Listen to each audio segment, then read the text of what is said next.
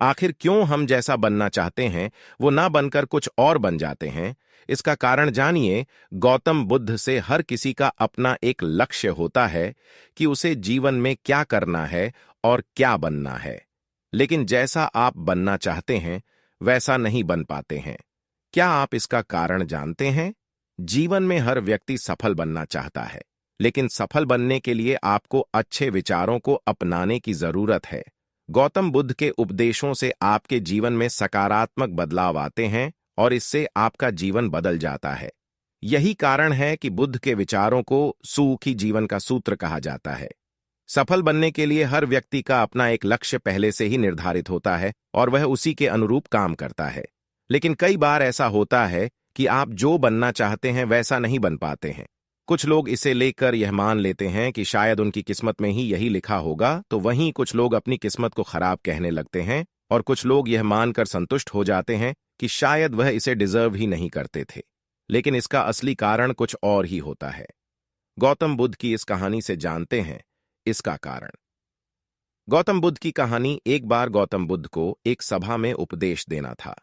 सभा में करीब 100 से ज्यादा लोग उपस्थित थे और उनका इंतजार कर रहे थे।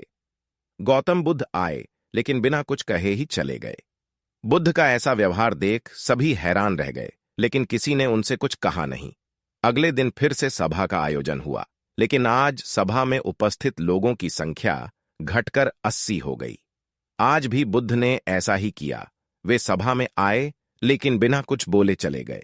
आज भी लोग हैरान हुए, लेकिन बुद्ध से किसी ने कुछ कहा नहीं। अगले दिन फिर से सभा का आयोजन हुआ और लोगों की संख्या घटकर 50 हो गई। बुद्ध फिर से सभा में आए और बिना कुछ बोले ही चले गए। आज भी बुद्ध से किसी ने कोई प्रश्न नहीं किया। अगले दिन फिर से सभा का आयोजन हुआ और इस बार लोगों की संख्या केवल 30 थी। आज भी बुद्ध बिना कुछ बोले मुस्कुराकर चले गए।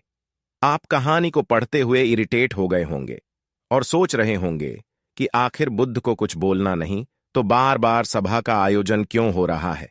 ठीक इसी तरह सभा में मौजूद लोगों को भी गुस्सा आ रहा था, लेकिन इसका जवाब जानने के लिए आपको धैर्य रखना होगा। अगले दिन फिर से सभा का आयोजन और आज सभा में केवल 15 लोग ही उपस्थित रहे। लेकिन आज गौतम बुद्ध ने अपना स्थान ग्रहण कर लिया और उपदेश देने के लिए बैठ गए। बुद्ध ने जिन 15 लोगों को उपदेश दिए वे उनके भिक्षु बन गए और इन लोगों ने आगे चलकर बुद्ध के ज्ञान को अलग अलग दिशाओं में फैलाया। एक बार इन लोगों ने बुद्ध से प्रश्न किया कि सभा का आयोजन होने के बावजूद भी आप क्यों कई दिनों तक बिना बोले ही चले जाते थे? बुद्ध ने उत्तर दिया, मैं उन लोगों को खोज में था जो लायक हों। सभा के पहले दिन 100 से भी ज्यादा लोग थे, लेकिन उन में से ज्यादातर लोगों को मेरे उपदेश से कुछ मतलब नहीं था। इसके बाद जो लोग अगले दिन आए उन्हें भी मेरे उपदेश से कोई मतलब नहीं था। वो तो केवल इसलिए आए थे क्योंकि वो देखना चाहते थे कि आखिर सभा में होता क्या है। लेकिन मुझे ऐसे लोगों की तलाश थी जो मेरे ज्ञान को जन जन तक पहुंचाए। मैं कई दिनों तक इसलिए बिना बोले चला गया क्योंकि मैं यह देखना चाहता था कि आखिर वो कौन लोग हैं तो सच में मेरे उपदेश को सुनना चाहते हैं और जिन्हें वास्तव में ज्ञान पाने की प्यास थी। ऐसे लोग ही रोज आए। गौतम बुद्ध कहते हैं कि जिनके भीतर धैर्य था उन्हें मुक्ति का मार्ग मिला और जो लोग जल्दबाजी में थे वो आज घर पर बैठे हुए हैं। बुद्ध कहते हैं कि जिन लोगों में धैर्य का गुण होता है वे जीवन में कुछ भी पा सकते हैं, फिर चाहे आपका लक्ष्य कुछ भी हो।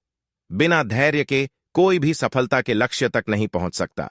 धैर्य को कैसे बढ़ाएं? आज भाग दौड़ भरी जिंदगी में लोगों में धैर्य नहीं है। सभी में जल्दबाजी और शीघ्र अति शीघ्र किसी कार्य को करने की होड़ मची है। लेकिन गौतम बुद्ध बताते हैं कि अपने भीतर धैर्य को कैसे बढ़ाएं। बुद्ध कहते हैं कि निरंतर अभ्यास से हम अपने भीतर के धैर्य को बढ़ा सकते हैं। यानी आप जो भी बनना चाहते हैं उसके लिए धैर्य की आवश्यकता है।